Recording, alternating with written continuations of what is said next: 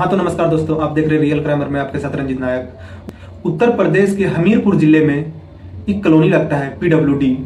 3 फरवरी 2024 का शाम वहां से 82 किलोमीटर दूर एक जिला लगता है जालौन। वही जिला में एक इलाका लगता है उराय। वहां एक लड़की रहा करती थी जिसका नाम आरती अमोरी था। उस लड़की का उसी शाम 3 फरवरी 2024 का शाम एक लड़के के साथ शादी था और लड़के का नाम विजय अमोरी था।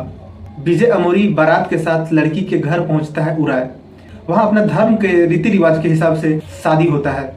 रात में शादी होता है। सुबह का वक्त सब कार्य होने के बाद लड़का और लड़की वहां से लौट जाते हैं लड़का के घर आने की पीडब्ल्यूडी कॉलोनी जो हमीरपुर जिला में पड़ता है। वहां पहुंचते हैं। वहां 4 फरवरी को शादी संपन्न होने के बाद विजय अमोरी के घर लड़की और लड़का पहुंचते हैं। 4 फरवरी का दिन कटता है और 4 फरवरी का ही रात में विजय अमोरी का सुहाग रात होता है। विजय अमोरी कुछ अपने दोस्त के बहकावे में आकर शक्तिवर्धक गोली खरीद के रख लेता है अपने पास। जब रात होता है और विजय अमोरी अपने बीवी के पास जाता है तो वही शक्तिवर्धक दवा को निकालता है और खा लेता है।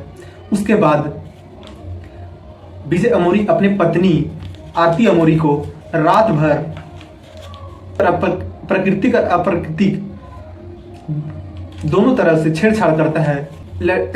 आरती अमोरी इशारे में कई बार बोल रही थी कि हमें दिक्कत हो रहा है, लेकिन लड़का विजय अमोरी आरती अमोरी का बात एक भी नहीं सुनता और विजय अमोरी अपने पत्नी को तंग करता है। जैसे तैसे सुबह हो जाता है। सुबह होने के बाद आरती अमोरी अपने जेठानी से बोलती कि हमारा तबीयत खराब लग रहा है, हमें इलाज का जरूरत है।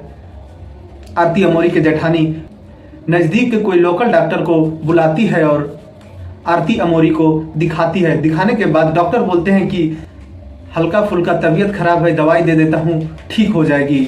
और डॉक्टर साहब आरती अमोरी को दवाई देकर वहां से चले जाते हैं। दवाई खाने के बाद आरती अमोरी को कुछ ज्यादा कंफर्ट नहीं लग रहा था, लेकिन आरती अमोरी उस घर में नया थी, इस वजह से किसी को कुछ बोल नहीं पा रही थी। अपना बात को अपना मन में ही दबा कर रख रही थी। फिर शाम ढलता है और दूसरा रात आ जाता है। फिर से उसका पति आरती अमोरी का पति विजय अमोरी अपने पत्नी के पास जाता है और फिर से शक्तिवर्धक गोली खा लेता है। उसके बाद फिर से अपने बीवी के पास प्राकृतिक और अप्राकृतिक कार्य करता है। दोबारा आरती अमोरी के पास जो हो रहा था उसे ना करने के लिए इशारों में बहुत कुछ बोल रही थी, लेकिन उसका पति विजय अमोरी कुछ समझ नहीं पा रहा था। बस अपना धुन में उस दवा के असर में वह अपना हवस मिटाया जा रहा था। और आरती अमोरी के इस बार काफी ज्यादा दिक्कत होता है। आरती अमोरी का आंतरिक अंग में बहुत ज्यादा दिक्कत होता है। किसी तरह से फिर सुबह होता है और सुबह फिर से आरती अमोरी अपने जेठानी को बोलती है कि हमारा तबीयत दिन प्रतिदिन बिगड़ते जा रहा है, अगर कल तक तबीयत में सुधार नहीं हुआ तो कहीं दूसरे जगह जाके दिखा दूंगा। अब आरती भी क्या करती, उस घर में नहीं थी, अपना मन के बात किसी को बोल नहीं पा रही थी। हालांकि आरती का भाभी भी होती है, लेकिन आरती अपना भाभी के पास भी कुछ नहीं बोल पा रही थी। आरती अमोरी को भी लग रहा था कि शायद इस तरह का उत्पीड़न हर औरत के साथ होता होगा, इसीलिए हमारा पास भी हो रहा है। जब तीसरा रात होता है, फिर से विजय अमोरी शक्तिवर्धक दवाई खाकर अपने बीवी के पास जाता है और तीसरा रात में इतना ज्यादा आरती अमोरी किसी तरह से रात काटती है।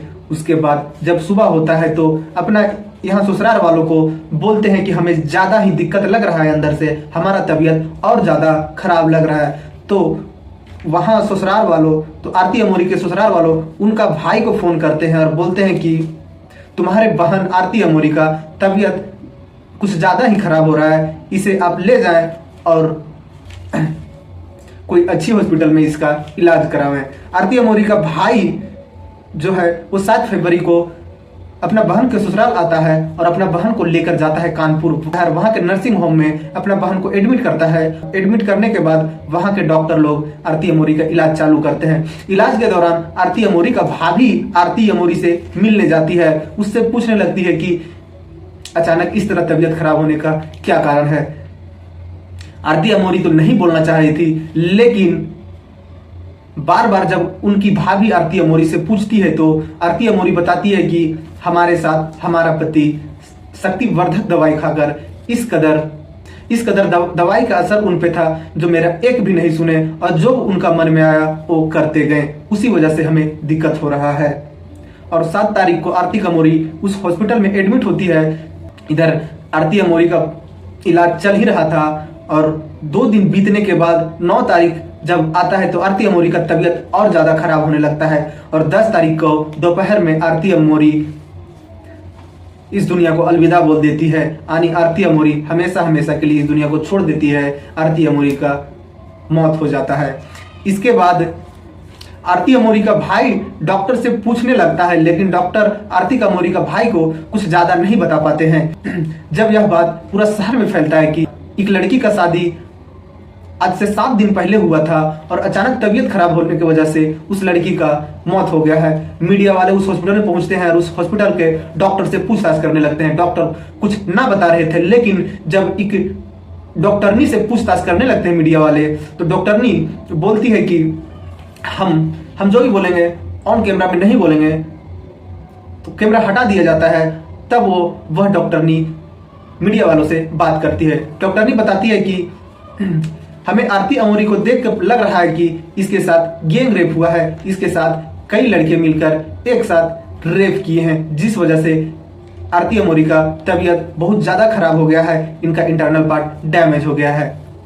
इसके बाद पुलिस को भी खबर होता है। पुलिस आती है और आरती अमोरी को बॉडी को कब्जे में लेती है और पोस्टमार्टम के लिए भेज देती है।